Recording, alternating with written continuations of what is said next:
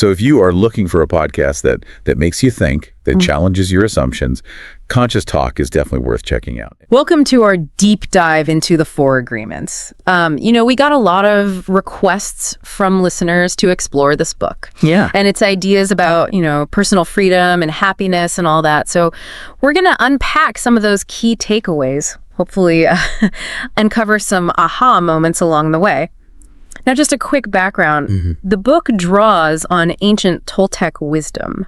Right. But what I found interesting is that the author, Don Miguel Ruiz, he presents it in a way that feels surprisingly relevant to modern life. Absolutely. You know what I mean? Yeah, it's very accessible. What's so fascinating about this book is that it starts by challenging this assumption that we're really in control of our own lives. Yeah. Like we have free will. Yeah. Ruiz introduces this concept of the domestication of humans. Okay. The idea is that we're essentially trained, kind of like pets, from childhood to conform to these specific sets of beliefs and behaviors. That is kind of a striking image, isn't it? It is. Like being trained like a pet. Yeah. We're rewarded for good behavior. We're punished for bad behavior. And over time, we internalize these rules without even realizing it. Exactly. It makes you wonder how much of what we believe is actually our own free will, as opposed to, just a result of this conditioning. Exactly. And if we're not consciously choosing those beliefs, Yeah. how much agency do we really have? And Ruiz argues that the Four Agreements are these tools for breaking free from that domestication, Right. for reclaiming our own personal power and creating a life that's more aligned with our authentic selves. I like that. So let's dive into that first agreement. Okay. Be impeccable with your word. Yes. I'm curious, what does impeccable even mean in this context? Because it seems to go beyond just being, polite Right. or avoiding negativity. It seems like it's deeper than that. It is a deeper concept. Impeccability, according to Ruiz, is about using words consciously and intentionally. Okay. It's not only how we speak to others, but how we speak to ourselves. And he recognizes the power of language to actually shape our reality. I've always struggled with negative self-talk. Would that fit into this idea of impeccability? Absolutely. Because it feels like, in a way, I'm constantly putting myself down, but with my own words. Exactly. And Ruiz would argue that those negative thoughts are almost like a form of black magic that we're using against ourselves. To say. When we repeatedly tell ourselves, I'm not good enough, or I'm not smart enough, or I'm not worthy of love, Right. we're essentially programming our subconscious mind to actually believe those things. So it's not just about being nice to others, but it's about being truthful and kind to ourselves with our words as well. Precisely. Impeccability is about aligning our words with this honest self-assessment Okay. and with a genuine desire to create a more positive impact, both internally and externally. That makes me think about those little comments we make about other people, like gossip, judgments, criticisms. It's easy to dismiss those as just casual conversation. But maybe they're actually contributing to a more negative reality for everyone involved, including ourselves. That's a great point. And Ruiz argues that our words have this ripple effect. When we engage in gossip, for example, we're not just spreading negativity about the person we're talking about, Yeah. but we're also reinforcing those negative thought patterns within ourselves and within whoever's listening. This reminds me of the whole law of attraction concept, that our thoughts and our words can actually manifest in our lives. Yes. Is that something that Ruiz touches on at all? He doesn't use that specific terminology, Right. but the idea is certainly there. The Toltecs believed that the universe is actually made up of energy, Okay. and that our words are a form of energy that can influence the world around us. So being impeccable with our word is essentially about taking responsibility for that energy that we're putting out into the world, Exactly. both through what we say and what we think. Yeah. It's like we're all walking around with these, invisible megaphones, and every word we utter is shaping the reality that we experience. Exactly. And that leads beautifully into the second agreement. Don't take anything personally.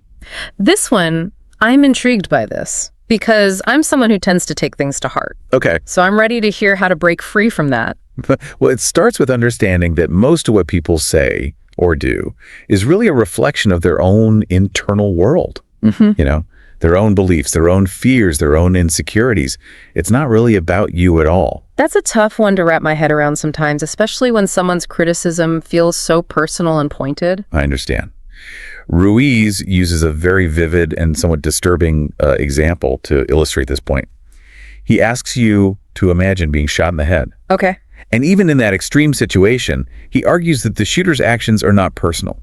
They're driven by their own internal motivations, their own pain, their own, distorted perception of reality. Their actions have nothing to do with your worth as a person. Okay, wow. That's definitely a new way to look at things. Yeah. I can see how that perspective shift would be incredibly freeing if you could actually embrace it. It is freeing. Yeah. And Ruiz would say that when we take things personally, we're essentially giving other people power over our emotional state. Oh, yeah. We're letting their words and their actions dictate how we feel about ourselves. It's like giving them the remote control to our own happiness. Exactly. And they're not even aware that they have it. Exactly. But here's the good news. We can always take back that remote. Okay, how do we do that? Is it just about reminding ourselves that it's not about us? That's a good start. Okay.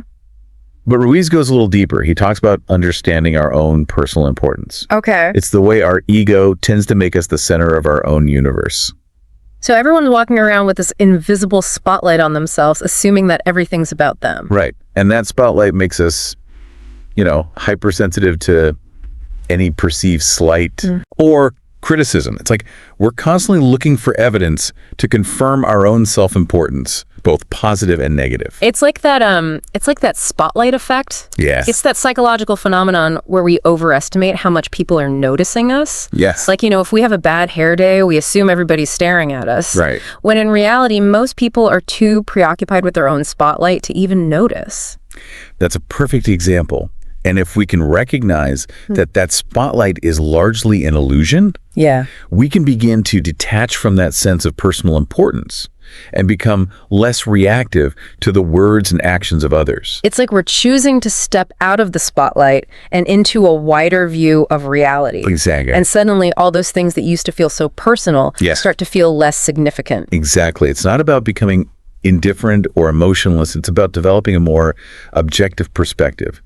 We can still feel our emotions, Right. but we don't have to let them control us. So it's a shift from this is happening to me to this is just happening. Precisely. It's a shift from taking things personally to simply observing them, understanding them, and then choosing our response in a way that empowers us. Okay, I like that. So rather than diminishes us, Yes. it empowers us. This is starting to feel like a real game changer. It's like Ruiz is giving us a new lens to view the world and our place in it. He is. And the third agreement builds on these first two in a very interesting way. Okay. It's all about challenging those assumptions we tend to make about other people and their motivations. Hold on, before we jump to the third agreement, can we just acknowledge for a second how challenging these first two are to actually put into practice? Of course. Intellectually, I get it. Yeah. But emotionally, I still find myself, reacting, taking things personally, getting caught up in the drama. Absolutely. And it's important to remember that these aren't like quick fixes Right. or easy solutions. These are agreements that we make with ourselves. It's a commitment to a new way of being in the world. And like any new skill, it requires practice and patience and self-compassion. So it's not about beating ourselves up when we inevitably fall back into old patterns. Right. But it's about gently guiding ourselves back to these agreements. Exactly. And that's where the fourth agreement comes in, which is all about embracing our imperfections and striving to do our best, even when our best fluctuates from day to day. This one feels particularly relevant to me because I often struggle with perfectionism. I set these impossibly high standards for myself, and then I end up feeling defeated when I inevitably fall short.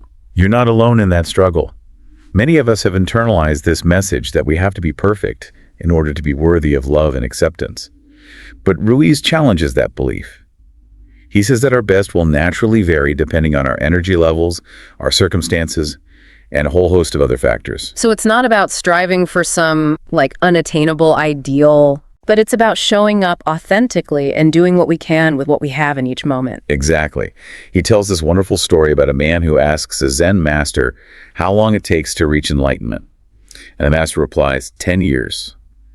The man then asks, what if I practice really, really hard day and night? And the master replies, 20 years. I love that. It kind of highlights how that striving and pushing can actually take us further away from our goal. Yes. It's a reminder to find the joy in the process, to appreciate the journey, and to release that need for, external validation. And that's what Always Do Your Best is all about.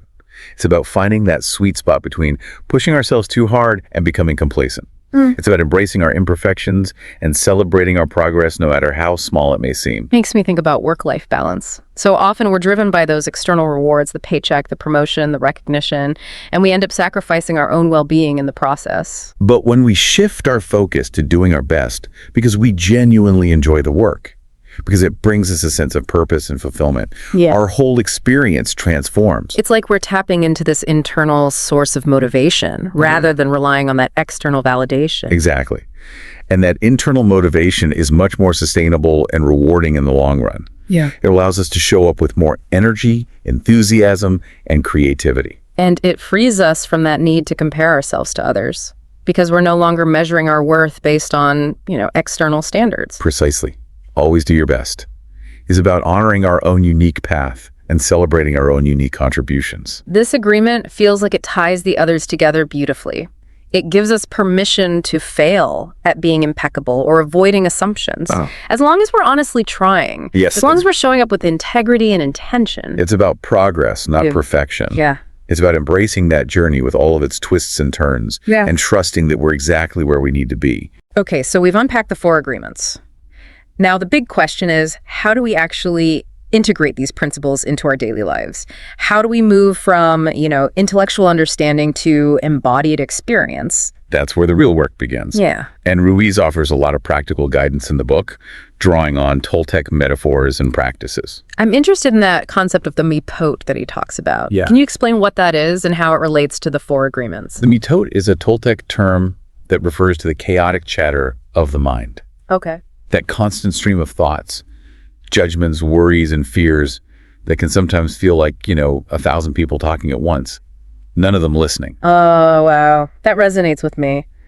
My mind often feels like a crowded room full of all these conflicting voices. It's exhausting. It is exhausting. And Ruiz argues that this mental noise is what prevents us from seeing the world clearly and from experiencing true peace and happiness. It's like we're trapped in this mental fog, Yes. unable to see the beauty and wonder that surrounds us. Exactly.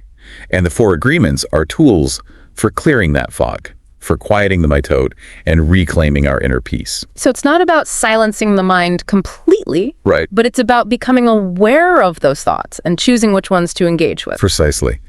It's about developing a sense of detachment from those thoughts, recognizing that they're not necessarily true Okay. or representative of reality. That reminds me of the concept of the monkey mind in Buddhism. Yes. That restless, chattering aspect of the mind Yeah. that jumps from one thought to the next. Are there similarities there? Absolutely. Many spiritual traditions recognize the importance of calming the mind and cultivating a sense of inner stillness. The mitot, the monkey mind, these are all metaphors for that same internal struggle. So how do we, tame the monkey mind or quiet the mitot? Does Ruiz offer any advice on how to do that? He does. He emphasizes the importance of mindfulness, becoming aware of our thoughts and observing them without judgment. He also talks about the power of using our words to reprogram our minds, replacing that negative self-talk with positive affirmations. It's like we're consciously choosing to focus on a different channel, Exactly. replacing that, horror movie of negative thoughts with something more uplifting and inspiring. Exactly. And the more we practice this, the more we strengthen those positive neural pathways in the brain, and the easier it becomes to quiet the mitot. It feels like we're not just victims of our own minds, Right. but that we actually have the power to shape our thoughts, We do. create a more peaceful internal environment. We do. And Ruiz emphasizes that this inner transformation has a ripple effect on the world around us. The more peace we cultivate within ourselves, the more peace we radiate outward. So it's not just about personal happiness. Right. It's about contributing to a more peaceful and harmonious world. Exactly. And Ruiz goes even further. He talks about the dream of the planet, this collective nightmare that humanity seems to be trapped in, fueled by fear, violence, and injustice. He believes that the 4 agreements can help us to awaken from that nightmare and create a more loving and compassionate world. Wow, that's a powerful vision.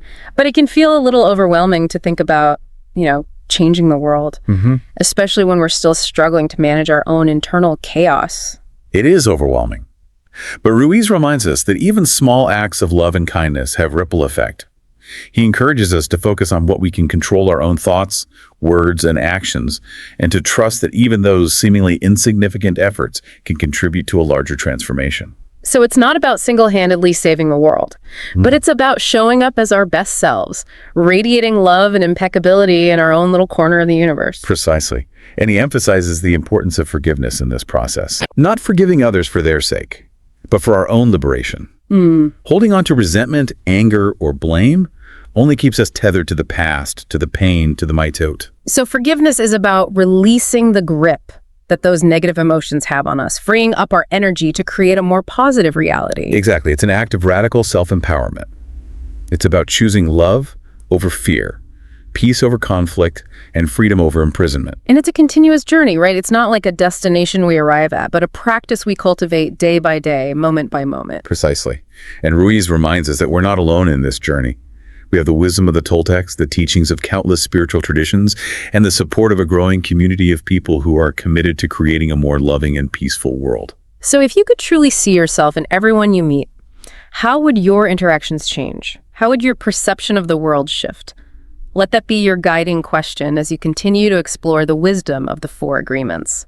Thanks for joining us on this deep dive. He reminds us that the Four Agreements aren't like rules to follow blindly. They're more of a framework for personal growth, transformation tools to help us become more aware of our thoughts, beliefs, behaviors, and make choices that are aligned with our highest selves. So it's not about achieving some kind of perfect state of being, Right.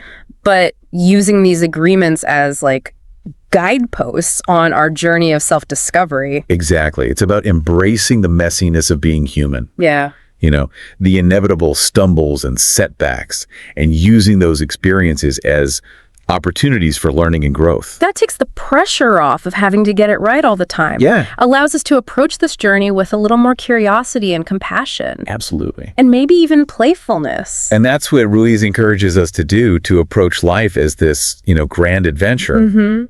Embrace the unknown with courage and curiosity, and trust that we have the power to create a reality that's really aligned with our deepest values and aspirations. It's like we're becoming the authors of our own stories, Nice. rather than the characters in someone else's script. He is. And that's a powerful invitation, one that has the potential to transform not only our own lives, but the world around us. Remember, the only way to change the world is to change ourselves. That's a great note to end on. Thanks for taking us on this deep dive into the Four Agreements. It's given me a lot to think about, and I'm excited to see how these ideas play out in my own life. It's been my pleasure, and I hope this deep dive has been helpful for you as well. And if you're on that journey of healing, definitely check out traumafreecoaching.com. Well, thanks for joining us for this deep dive into Conscious Talk. Hopefully this gave you a little taste of what the show is all about. Yeah, I hope so. Thanks for listening to the Conscious Talk podcast. See you next time.